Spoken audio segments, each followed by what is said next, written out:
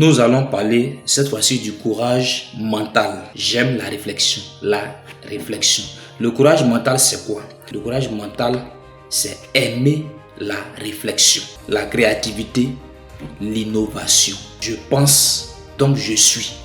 C'est la réflexion qui fait l'être humain. Donc c'est un peu ça le courage mental. Ceux qui aiment réfléchir, ils aiment se donner à réfléchir lorsque cela est nécessaire. C'est des courageux mentaux. On va aller plus loin.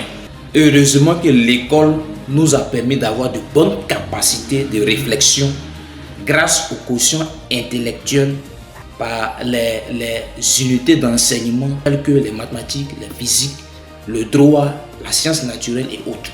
Moi, j'ai tellement aimé les mathématiques que cela m'a permis de développer une certaine capacité de résolution des problèmes. Et cela se jaillit dans la vie pratique. Quand tu es face à une situation, tu sais comment t'organiser, tu sais comment résoudre ce problème par les capacités que tu as acquises à l'école. Très indispensable. Le spirituel même se nourrit de l'intelligence. Voilà pourquoi les esprits travaillent plus avec ceux qui sont brillants, les esprits brillants. Parce que le spirituel a besoin de ces gens de personnes-là pour avoir plus d'impact. En réalité, les gens pactisent avec des esprits pour avoir plus de capacité de réflexion, plus de capacité d'intelligence créatrice. L'objectif est là. Voir l'autre est doué, lui n'a pas ça, il partise avec un esprit, il adore un esprit pour avoir cette capacité mentale de réflexion. Donc, celui qui s'exerce au courage mental va facilement travailler avec l'argent, puisque l'argent se trouve dans la compétence, dans la connaissance. Malheureusement, nous les Africains, on refuse de réfléchir la plupart. On se limite à nos zones de confort.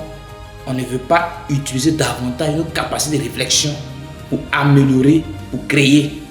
C'est dommage. Retiens très bien ceci. L'argent se trouve dans l'adoration.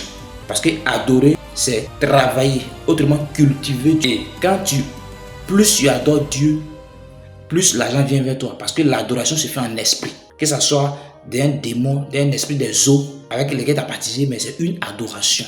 Donc celui qui utilise plus sa dimension spirituelle pour travailler, adore Dieu, honore Dieu, plus que celui qui utilise partiellement sa dimension spirituelle, c'est-à-dire son esprit, c'est-à-dire son intelligence pour travailler. Voilà pourquoi celui qui travaille avec son diplôme, sa capacité de réflexion, gagne plus que celui qui ne travaille pas avec son diplôme, mais travaille plus avec son corps.